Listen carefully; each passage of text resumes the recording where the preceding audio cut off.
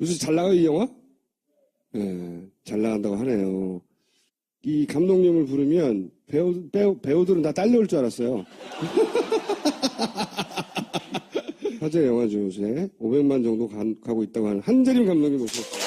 안녕하십니까. 네. 무슨 얘기를 하고 들어갔냐면, 영화 얘기하시기 전에. 네네. 이게 영화를 만든 이유래요. 그래서 이 얘기를 물어볼 텐데, 그 전에 영화에도 블랙리스트가 있었던 것 같다. 네네네. 근데 이제 그거를 이제 돈줄을 가지고 한 것 같다. 근데 정황 중에 하나지 그게 전부는 아닐 것 같아요. 네네. 감독님이야 첫 영화 연애의 목적 재밌게 봤어요. 연애의 목적부터 계속 좋은 평가 흥행적으로 성공했거든요. 그래서 감독님은 별로 그런 잘 팔리니까 별로 그런 걸 못 느꼈을 수도 있는데 혹시 느낀 적 없어요? 현장에서? 아니 이게 뭐 있는 것 같은데 기준이? 이런 거. 일단 불이익을 사실 제가 체감적으로 이렇게 느낀 적은 없었어요. 경제적 불이익을 느낀 적은 없다. 자금에 있어서. 근데 이제 비슷한 거를 뭐 느낀 거는 저희 관상이라는 영화를 하고 이제 네, 관상. 런던 영화제에 무슨 개막작으로 네. 이제 결정이 됐다라고. 런던에서 하는 한국 영화제. 네네. 어디서 주관하는 겁니까? 런던에 계신 분들인 것 같은데 거기서 이제 뭐 이렇게 잘 모르겠어요. 런던에 있는 분이겠죠.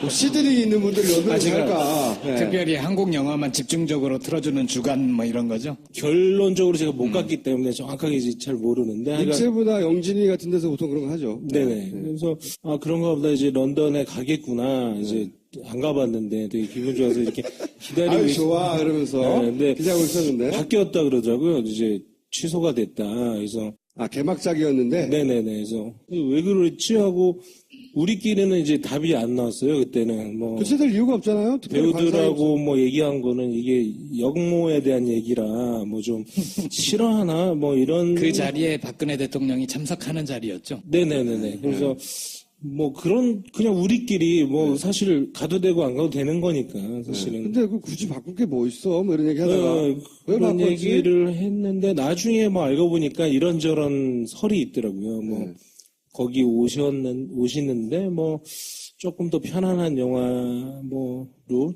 본인이 뭐 이런 얘기가 있다고도 하고. 대통령이 역모를 다룬 영화를 봐서는 안 된다고 생각하는 주변에 수석이 있었거나 뭐 여러 가지 설이 송강호. 있어가지고 또 송강호 뭐 그런 설도 있고 하여간 그때 당시에 그쪽 분들도 의아해하고 뭐 따로 이유는 얘기를 안 해주시더라고요. 그래서 제가 듣기로는 이런 썰도 들었어요. 거기 그 영화사 대표가 아름다운 재단에 기부를 박원순 아름재단 재단 기부하는 사람이어서 그랬다고 하는 왜냐면 이해가 안 가니까요. 설들을 찾는 거죠. 그리고 송강호 변호인에 출연했던 송강호 그 영화를 그렇게 싫어했대요. 네, 변호인을 굉장히 김기춘부터 싫어했대잖아요. 네? 그 송강호가 나왔기 때문이라는 얘기도 있고 이제 어쨌든 이해가 안 가는 일이 벌어졌는데 도대체 왜 그러는 거야? 찾다 보니 아름다운 재단에 기부를 해서 그런가? 송강호가 나와서 그런가? 역모여서 그런가? 이런 설들이 있었고 그런 정도 일을 겪었을 뿐이다. 감독님도 블랙리스트에 올라 있나요? 네네. 확인하셨어요? 그럼 감독님 때문에 바꿨을 수도 있네. 뭐 그럴 수도 있고 잘 모르겠어요. 감독 본인이 블랙리스트 당사자인데 그걸 빼먹고 얘기해. 감독님 생각하시기에 스스로 블랙리스트에 올라갈 만한 이유가 뭐가 있어요, 진짜? 저도 잘 모르겠는데 그게 우리 어머님이 네. 어느 날 이제 문자가 오셨더라고요. 그래서 봤더니 좀 오타를 치셔가지고 너 블랙리스트니? 이렇게 왔어요. 그래서 나는 이게 무슨 말인가 해가지고 블랙리스트. 무슨 말이세요? 하니까 아니 뭐 어디 아줌마들이 어머니 친한 분들이 걱정을 하셨대요. 블랙리스트에 올라왔다고? 네, 그래서 잘해야 된다 이렇게 얘기하셔가지고 잘해야 된다. 네. 잘하겠다고 뭐 이렇게 얘기했어요. 김보엽 기자도 급하게 이 영화를 감독님이 나오신다고 그래가지고 최소한 영화는 보고 얘기를 해야 되지 않겠냐. 그게 예의가 아니냐 해서 어제 밤에 갔죠. 예, 어제 10시 반에 갔다가 1시 반에 1시 반에 보러 갔고, 저도 이제 그 얘기를 듣고, 나는 그냥 본 척 할게. 나는 게을러서 그렇게까지는 못해. 응? 제가 아까 얘기 다 해드렸잖아요. 주요 스토리는. 첫날 보고 온 사람이 저한테 문자를 보냈어요. 이 영화는 문재인 전 대표하고 안희정 도지사가 가서 봐야 된다고, 나한테. 네네네. 근데 그 문자 왜 나한테 보냈어? 그쪽에 보내, 알아서 하긴 했는데, 그래서 왜 그걸 봐야 되냐 했더니, 첫날 본 양반의 코멘트가 뭐였냐면, 영화를 보고 있으면 노무현이 생각난다는 거예요. 나와요. 화면에. 화면에. 아, 그렇구나. 뭔가 식물 올리는 장면, 그러니까 영화를 보고 나면 남는 게 있대요. 네네네. 노무현이 뭔가 자기 마음을 건드리는 게 있대요. 네네. 근데 제가 감독님을 모신 이유 중에 하나는 이거예요. 네네. 한국만큼 권력자들이 살기 좋은 나라가 있을까? 이 생각을 하다가 이 영화를 만들었다는 거예요. 네네. 이게 무슨 말입니까? 그 제가 이렇게 어렸을 때는 이렇게 대통령, 전두환 대통령이나 이렇게 해외를 순방하시거나 이럴 때 막 꽃가루를 뿌리고 페트롤카를 타고 그런 퍼레이드를 했잖아요. 그렇죠. 맞아요. 태극기 흔들러 학생들이 동원됐죠, 그리고. 그런 세대를 TV에서 보면서 또 형들은 막 데모하는 걸 보고 네. 뭐 이렇게 자랐었거든요. 데모 끝물이었네요. 네네네. 네. 그러다가 이제 뭐 김영삼 대통령이 되시고 전두환 대통령, 노무현 대통령이 이제 뭐 재판장에도 서고 이런 모습까지 보고 그리고 김대중 대통령을 처음으로 제가 이제 투표 나이가 돼서 뽑아서 2002년 월드컵이 되고 수많은 사람들이 이제 광장에 모이는 모습을 보고 아 정말 이제 세상이 좀 바뀌는구나. 40대 중반이시네 지금? 네네. 네. 그리고 이제 노무현 대통령이 정말 되면서 뭔가 되게 뭔가 희망을 봤었어요. 이 나라가 이제 점점 좋아지고 있구나. 근데 1년 만에 뭐 탄핵 위기에 처하고 결국 서거를 하는 모습을 제가 새벽에 이제 소파에 앉아가지고 잠이 안 와가지고 TV를 보고 나서 뭐 엄청 울었는데 네네. 일주일 정도 뭐 우울증 같은 거에 좀 빠지고 아무것도 못 하겠더라고요. 그래서 왜 내가 이렇게 뭔가 팔배가 뭐 내가 사실 뭐 노사모나 어떤 이런 것도 아니었고 그냥 한 인간으로서 되게 그분을 응원했던 것 같아요. 그런 박탈감과 좌절감이 특별히 노상 활동 이런 거 한 적은 없다는 거죠. 네네네. 그냥 일반 유권자 중에 한 사람인데. 네네 전혀 없었어요. 그래서 거기서 오는 느낌이 뭐였냐면 이게 내 착각이었구나라는 생각을 했어요. 세상이 바뀌었다는 것이. 이 한국에는 어마어마한 기득권들이 있고 이들이 봤을 때 노무현 대통령의 당선은 하나의 오류이거나 아주 에러 같은 거구나. 그거를 아는 순간에 한국이 되게 다르게 보이더라고요. 사실은 겉으로는 뭔가 이렇게 되게 뭐 우리의 나라, 우리나라인 것 같지만 사실은 이들이 다 갖고 있는 그런 느낌을 받으면서 과연 이들의 삶을 좀 들여다보고 싶다. 그러니까 실제 대한민국을 움직이는 권력자의 눈으로 세상을 한번 보자. 네네네.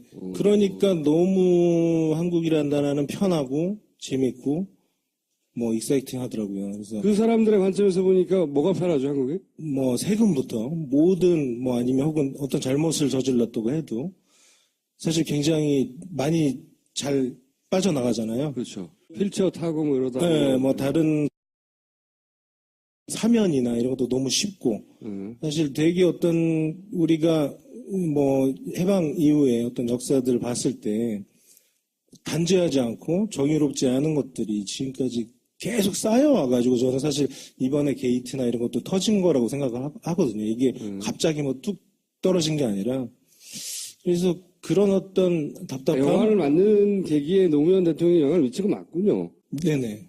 그래서 뭔지는 모르겠는데 노무현 대통령과 관련된 그 느낌을 받은 그 친구가 맞는 거네요. 뭔지 모른다기보다는 내용 자체가 주인공이 뜨고 권력에 타협을 하기 시작하면서 검사인데 원래는 되게 평범한 샐러리맨 같은 검사였어요. 이처럼 하지만 어떤 이해관계 때문에 타협을 하게 되고 그 권력에 물이 들면서 권력이 아주 단맛을 느껴요, 이 주인공이. 그렇게 얘가 이제 변해가다가 결국에 이 잘못된 선택이 쌓여서 어떤 개인의 비극과 이 사회의 비극을 만든다라는 어떤 그런 우화 같은 얘기거든요. 그래서 결정적인 순간에 이제 뭐 영화가 처음부터 전두환 대통령과 뭐 노태우 대통령 이런 다큐 스타일로 뉴스 화면들이 계속 이제 영화에 이제 나오거든요. 그래서 마지막에는 클라이막스 때 또 어떤 그 주인공이 좌절하는 순간에 뭐 노무현 대통령의 서거가 교차되면서 어떤 좀 이 한국 현대사의 비극, 제가 어떤 가졌던 트라우마 같은 걸 좀 풀고 싶었어요, 이 영화에서. 그 권력의 한 유형을 검사로 보고 이제 네네. 그게 뭐 지금 뭐 여러분들이 영화 보신 분들이 이제 뭐 김기춘이나 우병우 씨를 생각을 많이 하거든요, 사실. 뭐 제가 그분들을 알고 쓴 건 아니었고, 우리가 그렇게 작은 이해관계에 어쨌든 타협을 하다 보면 결국에 그렇게 되는 것 같아요, 저는. 그래서 그런 부분에 대해 누구나 그렇게 나쁘게 빠질 수도 있고, 그래서 그런 것들이 어떤 비극을 만들어내는지 좀 보여주고 싶었죠. 이 권력자의 눈으로 대한민국을 한번 보자라고 생각해서 누굴 제일 처음에 가서 만난 거예요? 진짜 영감이 됐던 검사님은 계세요. 이문정 검사님이라고. 감찰 쪽으로 나오는 그분. 네네. 예, 영화에서 아니안이라는 캐릭터로 이제 이 멋진 남자들을 다 이제 잡아넣는 검사가 여검사가 한 분 계신데, 그분 같은 경우는 진짜 취재를 하다가 이문정 검사님이라고 뭐 이렇게 신문을 봤어요. 그래서 너무 괜찮을 것 같아서 연락을 계속 드렸는데 연락이 안 되더라고요. 그래서 그냥 상상을 해서 썼는데 그게 좀 아쉽긴 하지만. 그럼 다 이 상상력에서 나온 거예요? 그리고 검찰 출입 기자님. 기자는 검찰이 아니잖아요. 네. 근데 이제 더 좀 많은 얘기를 해주시더라고요. 이게 잘 못 듣는 얘기를 해주시고. 사실은 실제 모델이라고 하시는 분들은 뉴스에 너무 많았어요, 솔직히.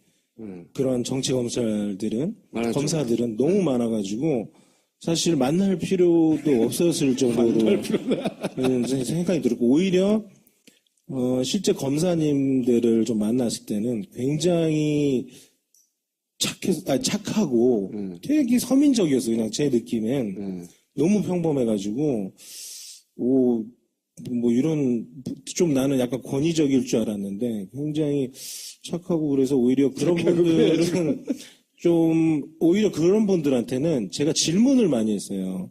만약에 뭐 영화에 나오는데 선배가 전화를 해서 사건을 좀 묻어달라고 하면 묻겠냐라고 했을 때 뭐 대부분 분들이 그런 문화가 잘 없고, 그러면 소문이 나가지고 그 선배 또 나쁜 소문이 좀 나고, 그리고 자기들도 그런 걸 좀 거부할 수 있는 문화는 있다고 하더라고요. 근데 영화에서 이제 선배 검사가 가서 그 후배 검사한테 무릎을 꿇거든요. 무릎을 꿇고 좀 덮어달라라고 하는 장면이 있는데, 그 장면을 물어봤어요. 만약에 선배 검사가 가서 무릎을 꿇으면 어떡하겠냐 했더니 되게 놀라면서 말을 잘 못하더라고요. 왜냐하면 그거는 이제 그 순간에 사람과 사람인 거잖아요. 어떤 공적인 관계가 아니라.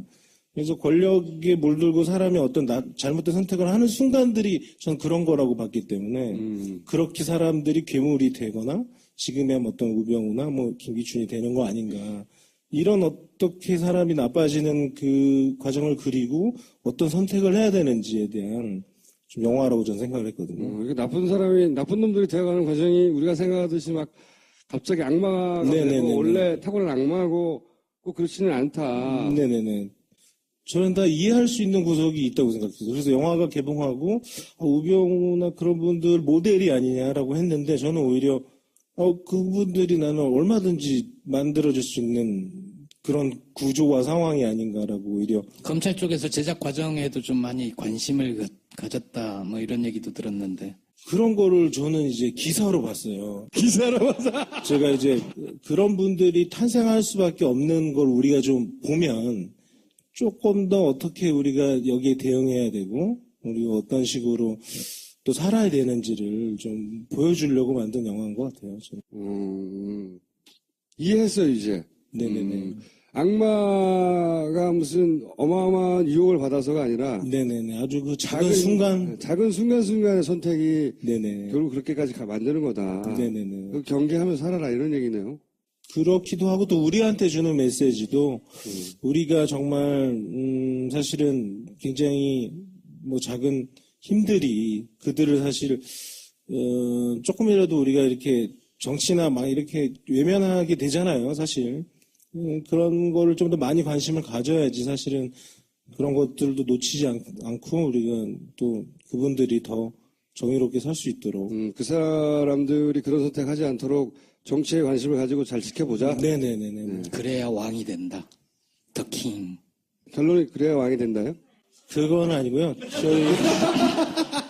제가 모두가 사실은 이 나라의 되게 촌스러운 얘기지만 우리나라의 왕이고 그런 자부심을 가져야 된다고 생각해요. 그러니까 순진한 생각일지 모르지만 저는 지금도 정의로워지고 있다고 생각하거든요. 이런 과정이 아직 더 많이 남았지만.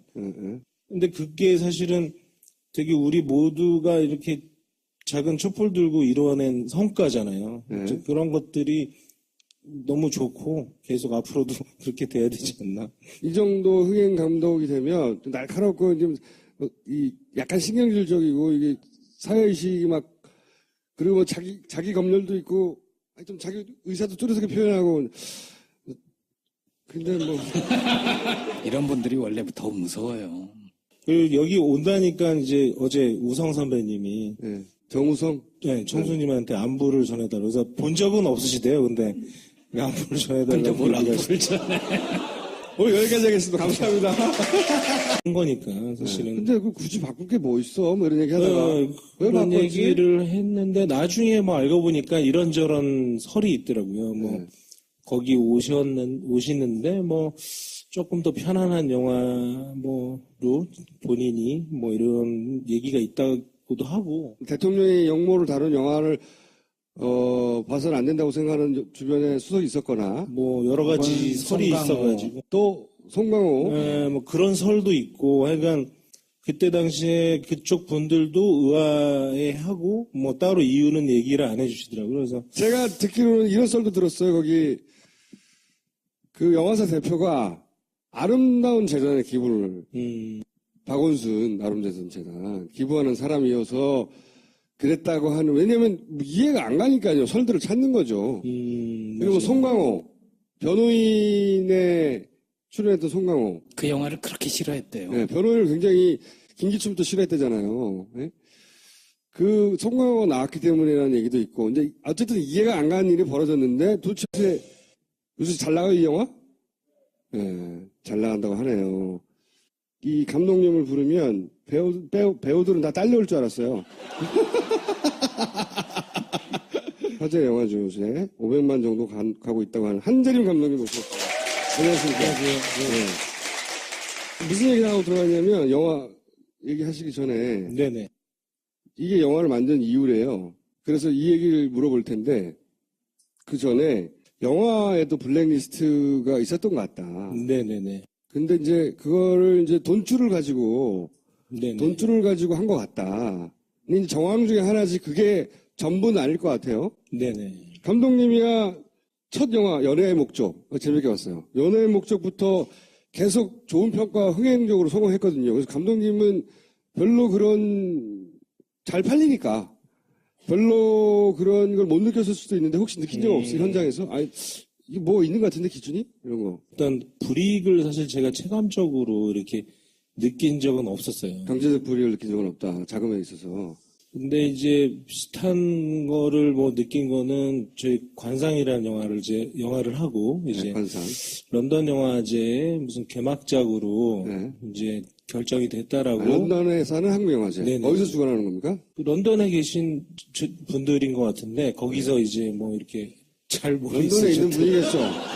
뭐 시드니 있는 분들이 런던에 제가 살까? 네. 특별히 한국 영화만 집중적으로 틀어주는 주간 뭐 이런 거죠. 결론적으로 제가 못 갔기 때문에 정확하게 이제 잘 모르는데. 하여간 입세부나 영진이 같은 데서 보통 그런 거 하죠. 네네. 그래서 그런가 보다 이제 런던에 가겠구나. 이제 안 가봤는데 되게 기분 좋아서 이렇게 기다리고 아유 좋아 그러면서 네, 근데 기자하고 있었는데 바뀌었다 그러더라고요. 이제 취소가 됐다. 그래서 아, 개막작이었는데? 네네네. 그래서 왜 그랬지 하고 우리끼리는 이제 답이 안 나왔어요. 그때는 뭐 교체될 이유가 없잖아요. 특별히 배우들하고 뭐 얘기한 거는 이게 역모에 대한 얘기라 뭐 좀 싫어하나 뭐 이런 그 자리에 박근혜 대통령이 참석하는 자리였죠. 네네네네. 그래서 뭐 그런 그냥 우리끼리 뭐 사실 가도 되고 안 가도 되는 왜 그러는 거야? 찾다 보니 아름다운 재단에 기부를 해서 그런가? 송강호가 나와서 그런가? 욕모여서 그런가? 이런 설들이 있었고 그런 정도 일을 겪었을 뿐이다. 감독님도 블랙리스트에 올라 있나요? 네네. 확인하셨어요? 아, 그럼 감독님 때문에 바꿨을 수도 있네. 뭐 그럴 수도 있고 잘 모르겠어요. 감독 본인이 블랙리스트 당사자인데 그걸 빼먹고 얘기해. 감독님 생각하시기에 스스로 블랙리스트에 올라갈 만한 이유가 뭐가 있어요, 진짜? 저도 잘 모르겠는데 그러니까 이게 우리 저기 어머님이 네. 어느 날 이제 문자가 오셨더라고요. 그래서 봤더니 좀 오타를 치셔가지고 너 블랙리스트니 이렇게 왔어요. 그래서 나는 이게 무슨 말인가 해가지고 무슨 말이세요? 하니까 아니 뭐 어디 아줌마들이 어머니 친한 분들이 걱정을 하셨대요. 아, 블랙리스트에 올라왔다고? 네, 그래서 잘해야 된다 이렇게 얘기하셔가지고 잘해야 된다. 네. 잘하겠다고 뭐 이렇게 얘기했어요. 김보엽 기자도 급하게 이 영화를 감독님이 나오신다고 그래가지고 최소한 영화는 보고 얘기를 해야 되지 않겠냐. 그게 예의가 아니냐 해서 어제 밤에 갔죠. 예, 어제 10시 반에 갔다가 1시 반에 1시 반에 보러 갔고 저도 이제 그 얘기를 듣고 나는 그냥 본 척 할게. 나는 게을러서 그렇게까지는 못해. 응? 제가 아까 얘기 다 해드렸잖아요. 주요 스토리. 첫날 보고 온 사람이 저한테 문자를 보냈어요. 이 영화는 문재인 전 대표하고 안희정 도지사가 가서 봐야 된다고 나한테. 네네네. 근데 그 문자 왜 나한테 보냈어? 그쪽에 보내. 알아서 하긴 했는데 그래서 왜 그걸 봐야 되냐 했더니 첫날 본 양반의 코멘트가 뭐였냐면 영화를 보고 있으면 노무현이 생각난다는 거예요. 나와요. 화면에. 아, 화면에? 아, 그렇구나. 뭔가 식 몰리는 장면